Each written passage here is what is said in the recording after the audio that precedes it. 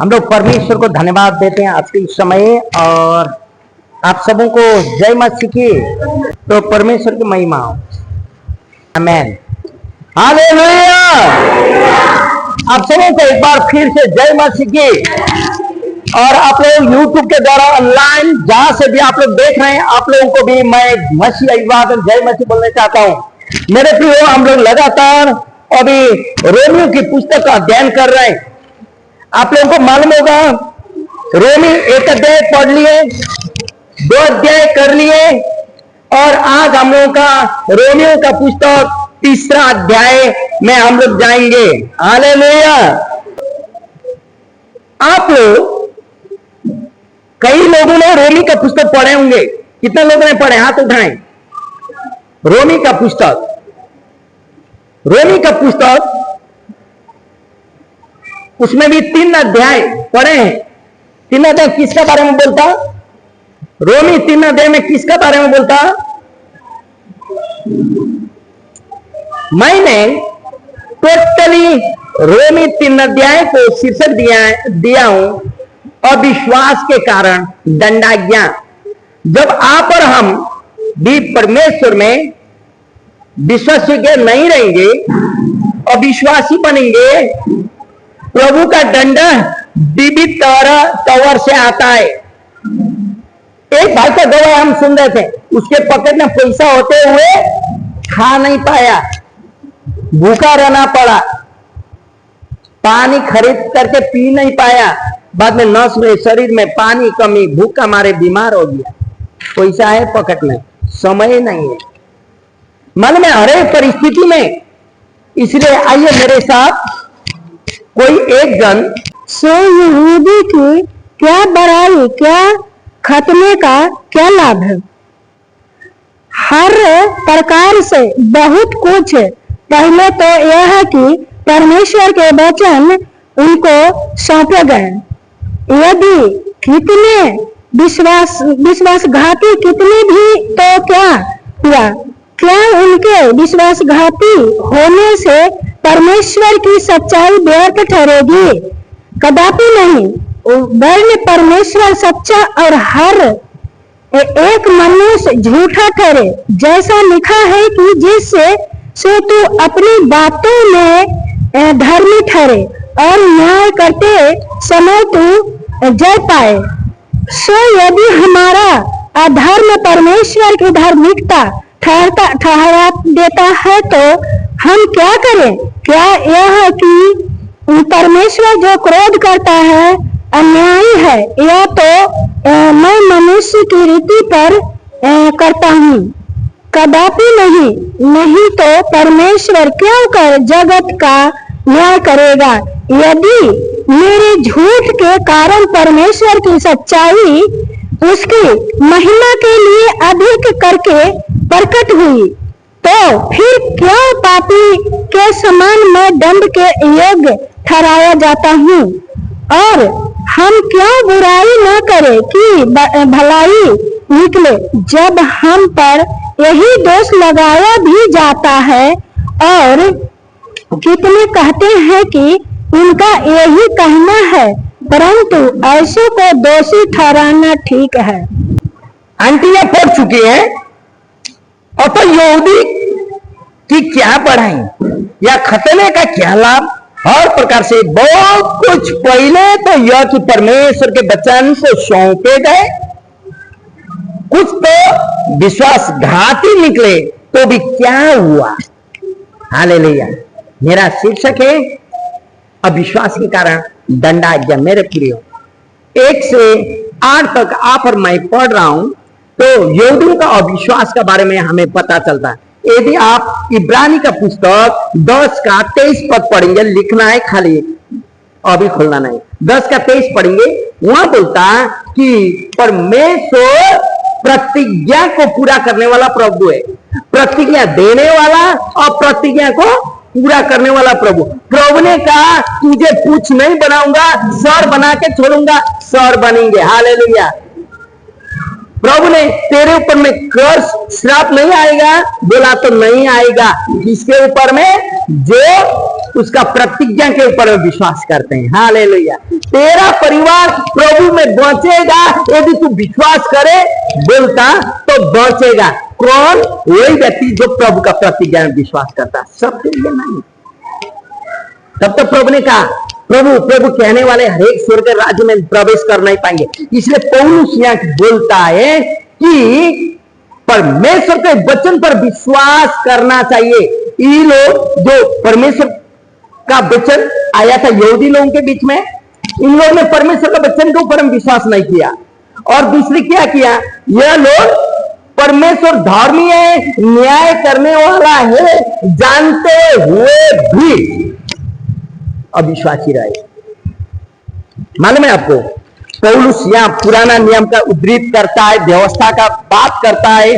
जब लोगों को मिस्र का दासत्व में से निकाल के लेके आया मूसा ने, सब कुछ वहां दुआई दे रहे थे, हे प्रभु ये दासत्व से हम लोग को निकाल, बंधुआई से निकाल, ताकि हम लोग जो तूने प्रतिज्ञा किया वो दूध और मधु बहने वाले देश में जाएंगे, तुझे धन्यवाद देंगे। रास्ता में आते आते क्या कहने लगे, यहाँ मीट भी नहीं मिलता रे, पानी भी नहीं मिलता, हम लोग तो मरने वही दिया था। तो क्या मूसा ने जबरदस्ती ले आया था? नहीं, लोग अविश्वासी रहे। और यहाँ परमेश्वर का वचन बोलता, जब आप इसमें बोलता कोई के लोग तो विश्वास योग्य थे होंगे ना, तब तो यहाँ बोलता कई लोग कुछ मात्रा में अविश्वासी रहे बोलता। सब लोगों का बात नहीं करता, यहूदी लोगों में भी सबका बात नहीं करता, कोई लोग अविश्वासी रहे बोलता। तो अभी क्या फायदा? यहाँ क्या बोलता है सुनिएगा। यहाँ बोलता, जिसे तू अपने बातों में धर्मी ठहरे। हे प्रभु तू तो धर्मी है, तू न्याय करने वाला है, मालूम है। अब दूसरी बात, प्रभु में यह नहीं है, इंश्योरेंस जैसा नहीं है मेरे प्रियो।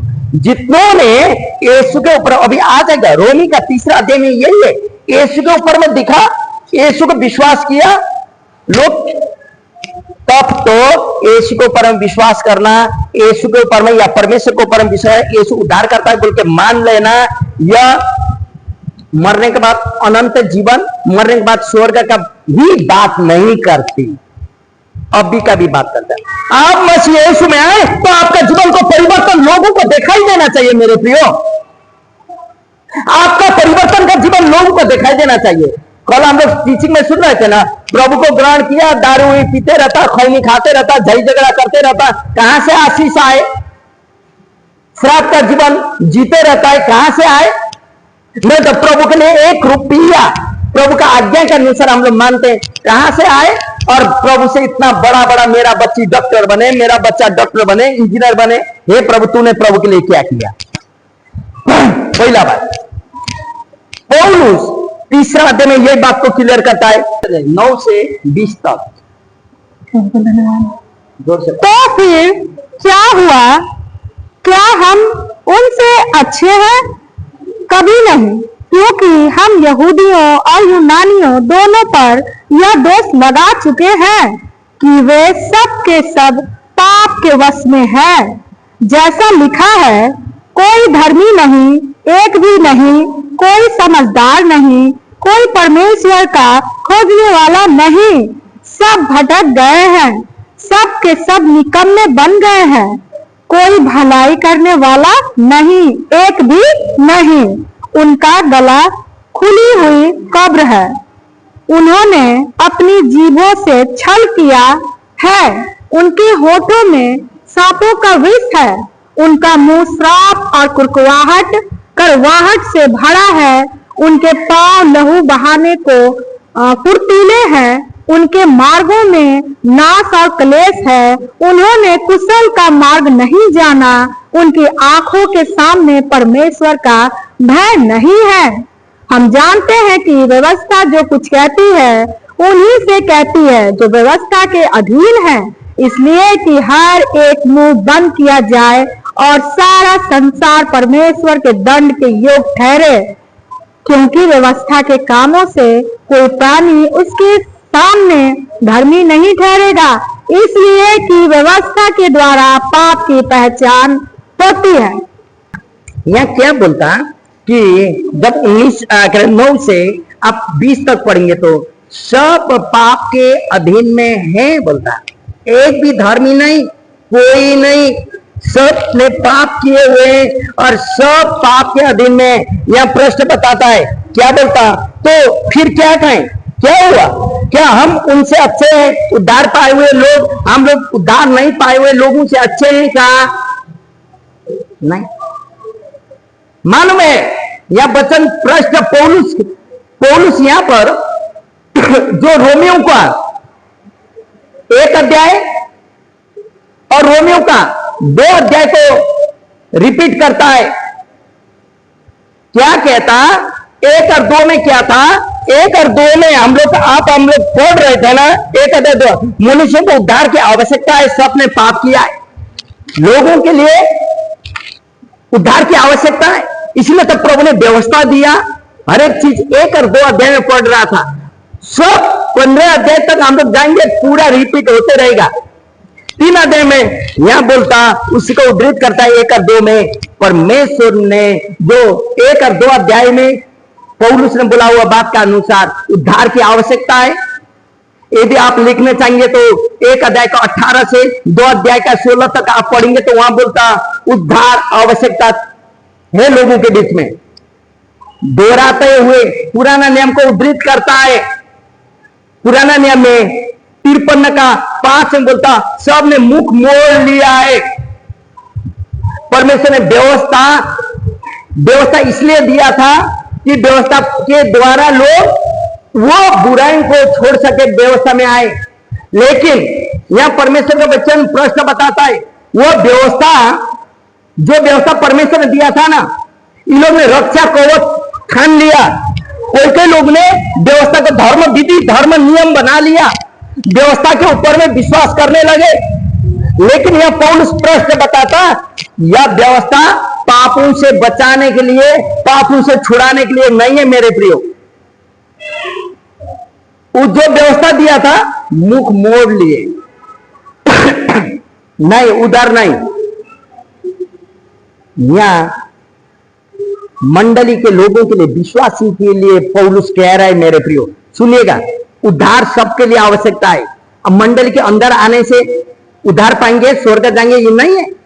सबके लिए, जो व्यवस्था जान रहे थे, जो पालन कर रहे थे और नहीं कर रहे थे, दोनों के लिए पौलुस यहां बोल रहा है।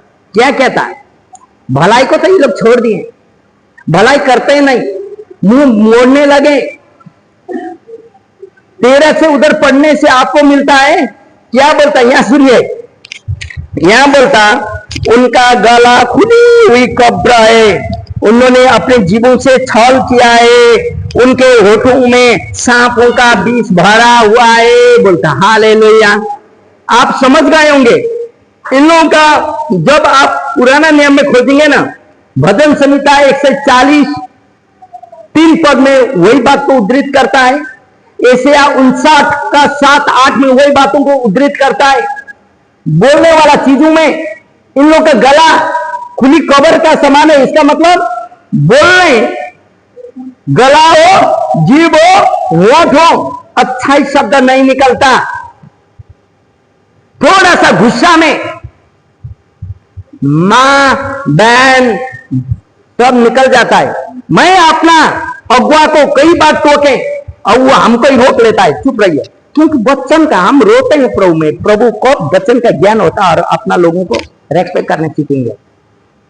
खुली कब्र का समान, इसीलिए हम पहला मुखों को चाबी लगाना होगा।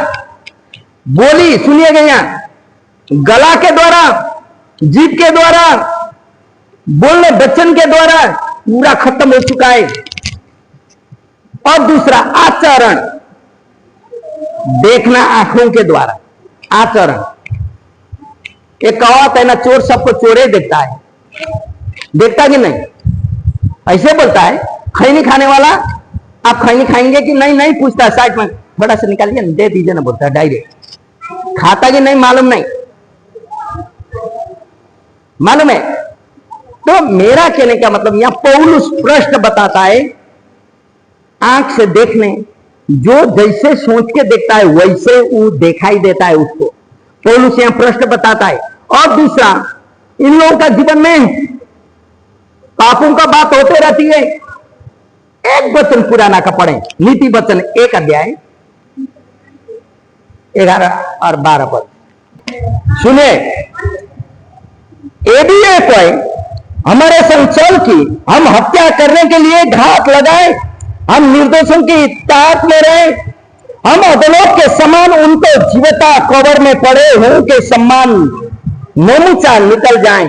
चलो भाई, अकेले आ रहे चलो, अकेला जा रहे चलो लूटने, ऐसा है चलो, बहुत दिन हो गया नहीं किया चलो। लोगों का सोच, लोगों का बोली धर्म का बात नहीं होती, पापों का बात होने लगे। आप सोचे मेरे प्रियो, आप जहां काम करते हैं, आप जहां रहते हैं, आप जो भी करते हैं, आपका बोली वचन कैसा हो रहा है? धर्म का हो रहा है। आपका बोली वचन पापों का होता है। कैसे कमाना, कैसे लड़ना, कैसे ऐसा करना, कैसे केस जीतना, कैसे क्या करना, तमाम चीजों से दब के हम लोग रहते हैं। पौलुस वही बात कर रहे हैं। खुली कब्र के समान बोलने का मतलब वही है। और तीसरी बात, आचरण। अब भौतिक और आत्मिक रूप से ये लोग दुखी हैं। भौतिकता में कमाते हैं, बाइबल बोलता है ना, गधे का जैसा काम करके कमा लेते हैं, छेद वाला थैली में रखते हैं। ईश्वर के लिए, धर्म के काम के लिए दांत से पसीना आ जाता है, लेकिन पॉकेट में रहता भी नहीं है। उनसे कम कमाने वाले लोग इतना लाइफ एंजॉय करते हैं। मालूम नहीं क्यों ऐसा होता, क्योंकि प्रभु का आशीष वहां पड़ता है, उन लोगों को समझ नहीं आता। आत्मिक और भौतिकता में ये लोग बहुत दुखी हैं। मंडलियां आते हैं, आज आप और मेरे लिए मेरे प्रियो, मंडली में आते हैं हम लोग, मंडली में बैठते हैं हम लोग, बैठते हुए यहां शरीर होता, मुड़ा यहां होता, सोच विचार। इसलिए कोई के लोग पूछते ना, पास्टर का प्रचार करीला, एक को समझ ना आई लोग का प्रचार करी थी ना बोले, तो हम बोले हे प्रभु तुम्हारा मुड़ा खाली चर्च में लेके जाते हो। तो लास्ट में लाइफ वैसे ही हुआ उसका, जो ऐसा बोलता था लाइफ उतार पाया नहीं था। तो लोगों के लिए, पास्टर के लिए नहीं। चर्च आप आते हैं मेरे प्रियो, पास्टर के लिए मत आइए, चर्च के लिए मत आइए। आप दान देते हैं, पास्टर के लिए मत दीजिए, चर्च के लिए मत दीजिए। आपके लिए, आपका उन्नति के लिए आइए, आपके उन्नति के लिए कीजिए। बाइबल पढ़ना पास्टर के लिए मत पढ़िए, चर्च के लिए मत पढ़िए। बाइबल पढ़ना आपके लिए। शैतान तो नहीं देता आपको बाइबल पढ़ने, लेकिन आप जीत के रहिए। इसलिए यहां बोलता है ये भी खुली कब्र के समान है, सोच विचार। वचन प्रश्न बताता मेरे प्रियो, वो लोग दुखी हैं आत्मिक और भौतिकता में। आप और मेरी जरूरत है, आप और मुझे वहां जाना होगा ये लोगों को मदद करने के लिए। और यदि आप पढ़ेंगे तो अयुब का 28 पढ़ेंगे, वहां भी यही है। अयुब बहुत सोचता था, और एक अध्याय में बोलता अपना बेटा बेटी के लिए बलि चढ़ाता था, पाप तो नहीं किए बोलता था। स्थिर था मेरा। 28 का 28 हम लोग जानते हैं। वाह हालेलुया। उसकी पत्नी भी उसको सरापने लगती है। हाँ, परमेश्वर श्राप के मत, लेकिन चुपचाप रहता उस समय भी। अपना मुख से गलती नहीं किया, अपना होठों से पाप नहीं किया, जिसके चलते उसके जीवन में आशीष आया। हालेलुया। वचन प्रश्न आप और मुझे बताता है मेरे प्रिय, इसलिए बहुत सारे वचन है, हम नहीं पढ़ेंगे। आप 19 और 20 में पढ़ेंगे तो ऐसा लिखता है, सुने हम पढ़ के सुना रहे हैं। यहां बोलता हम जानते हैं, किसका बात कर रहे हैं, किसका बात कर रहे हैं? हम जानते हैं। सब लोग बोले हम जानते हैं कि व्यवस्था जो कुछ कहती है उन्हीं से कहती है, जो व्यवस्था का अधीन है, इसलिए कि हर एक मुंह बंद किया जाए और सारा संसार परमेश्वर के दंड के योग्य ठहरे। हालेलुया। इसलिए हम लोग बीच में ट्रेनिंग में यही बात कर रहे थे, लोग आत्मिक और शारीरिक रूप में चिंतित हैं, दुखी हैं। आप और मेरी आवश्यकता है लोगों के बीच में जाना। इसलिए हम लोग ने पूछे, ये 3 महीना में कितनों को सुनाए हो संदेश, कितनों शांति का संतान मिला, कितना घर में आपको बुलाए, कितना संगति आपने शुरू की है। क्योंकि पास्टर का काम नहीं है, सारा आशीष पास्टर नहीं लेता, हम लोग हरेक को लेना है। इसीलिए मेरे प्रियो, यहाँ 19 और 20 में जो आपने पढ़े, यहाँ बोलता व्यवस्था की आज्ञा उनको मानने वालों के लिए था, न कि व्यवस्था। पहले हम बोलते हैं रक्षा कवच, रक्षा कवच नहीं है। आपको पाप से बचाने के लिए व्यवस्था नहीं है। आपको एक जो मानता है ना, उनके लिए ठीक है, हम लोग भी तो मानते हैं व्यवस्था, लेकिन उसमें धर्म विधि धर्म नियम हम लोग नहीं बनाते। हालेलुया। और दूसरी बात, हम लोग यहां बोलते हैं व्यवस्था से उद्धार नहीं मिलता। सब लोग कहे व्यवस्था से उद्धार नहीं मिलता। व्यवस्था रक्षा कवच नहीं है। हालेलुया। आप चर्च आते हैं, 10 आज्ञा आपको मालूम है, आप घर में चिपकाए, प्रभु की प्रार्थना चिपकाए, इतना काफी नहीं है। कई लोग आप लोग कहते हैं ना कि प्रभु की प्रार्थना उसको लिख के दे दिए। अरे भाई, पवित्र आत्मा आपको लिख के देता है। आप प्रार्थना कर दीजिए ना, बाइबल पढ़ने शुरू कीजिए, प्रभु आपको सिखाएगा घंटों घंटा प्रार्थना करना। आप अपना ही सोचिए, आप कितना घंटा आप प्रार्थना में बिताते हैं। बोलता है मोर प्रेयर मोर पावर। जितना आपको सामर्थ्य चाहिए उतना आपको प्रार्थना करना चाहिए। हालेलुया। सब बोल मोर प्रेयर मोर पावर। जितना प्रार्थना उतना सामर्थ्य। अभी आप सोते, प्रभु चेला सोते समय भी प्रार्थना करता था। चेला को लेके पहाड़ के ऊपर में प्रार्थना, सुबह भी प्रार्थना, शाम को भी प्रार्थना। दानियल बोलता 3 बार 4 बार बोलता, 3 बार बोला, 3 बार प्रार्थना करते दिन खत्म हो जाता। कितना घंटा करता था होगा। यही संसार का प्रीचर लोग, एपोस्टल लोगों का आप जानते हैं, लेकिन हम लोग 10 मिनट प्रार्थना करते हैं, 10 घंटा का आशीष चाहते हैं। यही गलती है हम लोगों का। और हम लोग मंडली में कल उपवास की प्रार्थना है, कोई नहीं आएगा उपवास का प्रार्थना में, जल्दी ना। हाँ, आज मेरा मंडल उपवास प्रार्थना है, हम आपका काम में नहीं आएंगे, आज काम में नहीं जाएंगे, क्योंकि मंडली में उपवास की प्रार्थना। कोई नहीं बोलता पास्टर के लिए उपवास का प्रार्थना, सिर्फ जैसे मंडली के लिए नहीं। मेरे आपको जानना होगा, आपको व्यवस्था या धर्म विधि नियम पालन करने से आप उद्धार नहीं पाएंगे।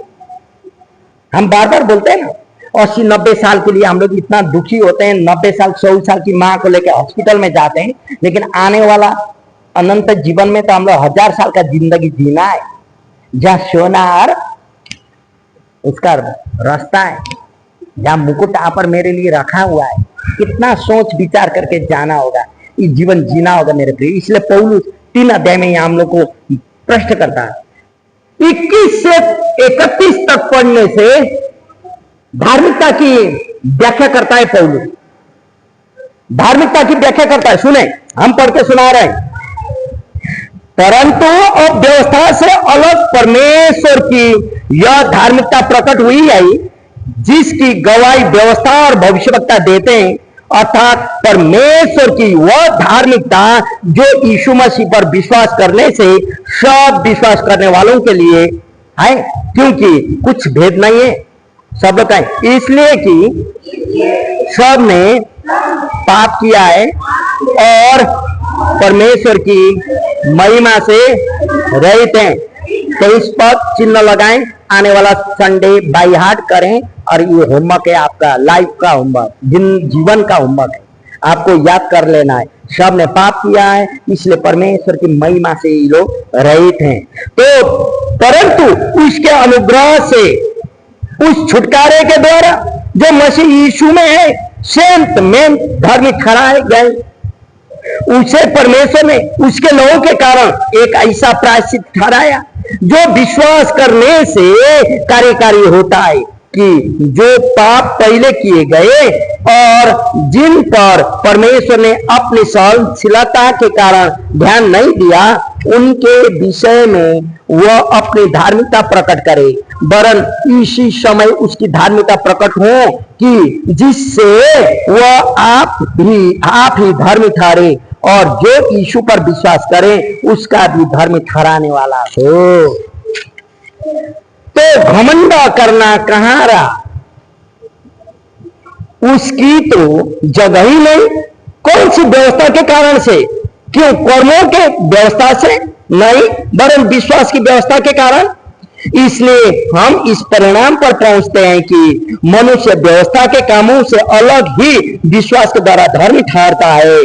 क्या परमेश्वर केवल यहूदियों का है? क्या अन्य जातियों का नहीं? हाँ, अन्य जातियों का भी है, क्योंकि एक ही परमेश्वर है जो खतना वालों को विश्वास से और खतना रहित को भी विश्वास के द्वारा धर्मी ठहराता। तो क्या हम व्यवस्था को विश्वास के द्वारा व्यर्थ ठहराते हैं? कदापि नहीं, वरन व्यवस्था की हालेलुया मेरे प्रिय व्याख्या करने की जरूरत नहीं। सब कुछ प्रभु के वचन में स्पष्ट पौलुस कहता है, क्योंकि धार्मिकता का व्याख्या करते हुए पौलुस यहां कहता है कि व्यवस्था पालन करने से कोई भी धर्मी नहीं होता। फिर एक बार, व्यवस्था पालन करने से कोई धर्मी नहीं होता। आप व्यवस्था पालन करते हुए धर्मी ठहरने का कोशिश करते हैं तो नहीं मेरे प्रियो। एक दिन संडे का दिन 2 घंटा चर्च आके क्या होगा? 6 दिन का आपका पास्टर, आपका बाइबल दूसरा बन जाता है। इसलिए हम लोग प्रेयर में, यूथ में, बाइबल स्टडी में, वोमेन्स प्रेयर में, हर एक प्रेयर में हम लोग भागी बनते हैं ताकि मैं और बढ़ूं। इसलिए पौलुस यहां प्रश्न बताता है मेरे प्रियो, 22 और 23 पद में बोलता, कोई अंतर नहीं है अन्य जाति और विश्वासियों में, कोई अंतर नहीं है। वो भी तो कल प्रभु को ग्रहण करके आएगा, हम लोगों का सम्मान बन जाएगा। खतना और नन खतना को बोलता है यहाँ। और क्योंकि सब ने पाप किया है, परमेश्वर चाहता है कि सारे मानव जाति मसीह के समान बन जाए। यदि आप लिखना चाहते हैं 2 कोरिन्थियों 3:18 पर लिखिएगा। 24 पद यहां प्रश्न बताता है, सुने, हम पढ़ के सुना रहे हैं, फिर एक बार रिपीट कर रहे हैं। क्या बोलता? यहां बोलता, परंतु उसके अनुग्रह से, उस छुटकारे के द्वारा। किसका अनुग्रह का बात कर रहा है मेरे प्रियो? प्रभु यीशु का अनुग्रह का बात कर रहा है। तो यहां विश्वास करने वाले धर्म ठहरते हैं। बोलता है किसके ऊपर में विश्वास करना है? चर्च के ऊपर में, पास्टर जी के ऊपर में, किसके ऊपर में? परमेश्वर प्रभु यीशु के ऊपर में विश्वास करने वाले विश्वास से धर्म ठहरते हैं, न कि व्यवस्था को पालन करने से, न कि एक दिन चर्च जाने से। हाँ, बाइबल पढ़ते रहेंगे, विश्वास नहीं करेंगे तो भी उद्धार नहीं है। इसीलिए जो संसार का विद्वान लोग है ना, यीशु को नहीं जानने वाला लोग भी बाइबल आप और मुझसे भी ज्यादा ज्ञानी है। वो लोग बाइबल का ज्ञान वो लोग बताते हैं, बहुत उन लोगों का ज्ञान है बाइबल का, लेकिन वो लोग उद्धार उन लोगों का जीवन में नहीं है। इसलिए मेरे प्रियो, यहां एक ग्रीक शब्द बोलता है, ये वर्तमान का समय के लिए उद्धृत कर रहे। वर्तमान में जब तुम यीशु को ग्रहण करोगे तुम्हारा उद्धार होगा। घर में मैं करूंगा मेरा उद्धार होगा। हालेलुया। और इसका मतलब वहां एक ग्रीक वर्ड है डिकायो बोलता है, उसको प्रयोग हुआ है। इसका मतलब निःशुल्क है। सब लोग कहें विश्वास निःशुल्क है। आप उद्धार पाने चाहते हैं, आप विश्वास कीजिए, पैसा देने की जरूरत नहीं है। उद्धार पाने के लिए पैसा देने की जरूरत नहीं, विश्वास करना होगा। किसके ऊपर में? परमेश्वर के ऊपर में। मेरे पे डिकागो का अर्थ हो गई है निःशुल्क। निःशुल्क। आपको यह कह नहीं सकता आपके लिए मैं प्रार्थना करूंगा आप मुझे 5,000 देना, बोल नहीं सकते हैं। काहे बोलेंगे? निःशुल्क है उद्धार। और फिर केवल यीशु का अनुग्रह ही आप और मुझे शुद्ध करता है और उद्धार पाने के लिए। रोमियो में जो डिकायो या निःशुल्क शब्द है ना, विश्वास शब्द 24 बार प्रयोग होता है। रोमी का पुस्तक में 24 बार यूज होता है विश्वास। परमेश्वर यीशु मसीह के द्वारा ही लोगों का धर्मी ठहराते हैं, वो भी अनुग्रह के द्वारा। मेरे प्रियो, यदि आप लिखेंगे तो 1 कुरिन्थियों 1:30, 25 और 26 में हम लोग जानते हैं यीशु मसीह को एक प्रायश्चित का बलि के रूप में दिखाया गया है। लोगों ने पाप किया हुआ था, अभी आपने सीखा हुआ, ट्रेनिंग में सीखा हुआ सारा संदेश यहां सुना सकते हैं। पाप किया हुआ जगह में आपने देखे ना, बोका, भेड़ा, मुर्गी को बलि चढ़ाया हुआ, यीशु को उस जगह में खड़ा किया। इंसानों का पाप के बदले यीशु को बलि के रूप में चढ़ा दिया। यीशु बलि हुए, आप और मेरा पाप से हम लोग छुटकारा पाए, क्योंकि विश्वास किए उसके लहू के द्वारा। हालेलुया! प्रायश्चित का बलि के रूप में दिखाया गया है रोम का पुस्तक में। और दूसरी बात, मानव जातियों के लिए यीशु मारा गया है बोलता, प्रायश्चित का बलिदान हुआ है बोलता। 27-28 में फिर सवाल करता, सुने क्या सवाल करता 3 का 27-28 में, तो घमंड करना कहां रहा? तू तो नरक में जाएगा, मैं तो उद्धार पाया हूं, नहीं बोलना है। हालेलुया! तो यहां बोलता तो घमंड करना कहां रहा? हाँ, सीधा बोलता है व्यवस्था का और तो सिद्धांत है, लेकिन विश्वास के द्वारा उद्धार है। सब लोग कहें व्यवस्था एक सिद्धांत है, लेकिन उद्धार विश्वास के द्वारा मिलता है। हालेलुया! व्यवस्था सिद्धांत है, हम लोग मानते हैं, लेकिन उद्धार पाने के लिए व्यवस्था काफी नहीं है। हालेलुया! तो फिर 27-28 में जो सवाल किया था, 29 और 30 में वो बोलता, यहूदी तो सोचते हैं यहोवा खाली उन लोगों के लिए तो समानता को बनाया। हालेलुया! लेकिन यहूदी लोग सोचते थे यहोवा परमेश्वर खाली उन लोगों का है, अन्य जाति का नहीं है। लेकिन पौलुस यहां बोलता, तुम्हारा व्यवस्था रक्षा कवच नहीं है, व्यवस्था पालन करके तुम उद्धार नहीं पाओगे। तुमको उद्धार पाना है तो यीशु के ऊपर में विश्वास करना होगा, बोल के यहाँ प्रश्न करता। आप पढ़िए तो यिर्मयाह 10 का 10 पढ़िएगा, व्यवस्था 7 का 6 पढ़िएगा। लेकिन 31 पद क्या कहता है? 31 अंतिम पद हम पढ़ने चाहते हैं, जल्दी हम भाग रहे हैं। तो क्या हम व्यवस्था को विश्वास के द्वारा व्यर्थ ठहराते हैं? नहीं, सिद्धांत पालन करते हैं, लेकिन उद्धार के रूप में नहीं, रक्षा कवच के रूप में नहीं, धर्म विधि, धर्म सिद्धांत के रूप में, धर्म व्यवस्था, धर्म विधान के रूप में नहीं। हालेलुया! इसलिए मेरे प्रियो, आज मैं आपको उत्साहित करना चाहता हूं। गलाती का पुस्तक 3 अध्याय देखें, गलाती 3 अध्याय 23 से 25 तक। यहां क्या बोलता है सुने। पर विश्वास के आने से पहले व्यवस्था की अधीनता में हमारी रखवाली होती थी, और उस व्यवस्था के आने तक जो प्रकट होने वाला था हम उसी के बंधन में थे रहे। इसलिए व्यवस्था मसीह तक पहुंचाने के लिए हमारी शिक्षक हुई कि हम विश्वास से धर्मी ठहरे, परंतु जब विश्वास आ चुका तो हम अब शिक्षक के अधीन ना रहे। हालेलुया! शिक्षक कब तक सिखाएगा? उसके समान बनाएगा, छोड़ देगा। अभी भाई तुम सिखाओ। समझ लिए? व्यवस्था एक शिक्षक के रूप में था, सिद्धांत एक शिक्षक के रूप में था। यीशु आने का आगे व्यवस्था हमें गाइड करता था। जब यीशु आ गए तो शिक्षक का अधीन में विश्वास से, यीशु में विश्वास किए, विश्वास से उद्धार मिला। हालेलुया! मेरे प्रिय पौलुस 3 अध्याय में यही बोलता है, तेरा अविश्वास के कारण तुझ पर दंडाज्ञा है। कई लोग, आप लोग बोल सकते हैं, इतना दिन से मैं मसीह में प्रार्थना कर रहा हूं, इतना दिन से मैं प्रभु में जा रहा हूं, लेकिन मेरे जीवन में उन्नति नहीं दिखाई दे रहा है। अरे आपका पड़ोसी भी बोलता है क्या है तू मसीह में, लेकिन तेरा जीवन हम लोग से भी खत्म है। तो उस समय सही में हमरा आंटी का गवाही सुन रहे थे, आपको यही बोलना होगा, हे प्रभु सब लोग ठीक है, मैं गलत हूं, तो कहां मेरा जीवन में गलत है दिखा दो। और उन चीजों को पकड़ के आपको दुआ करना होगा, दुआ करना होगा।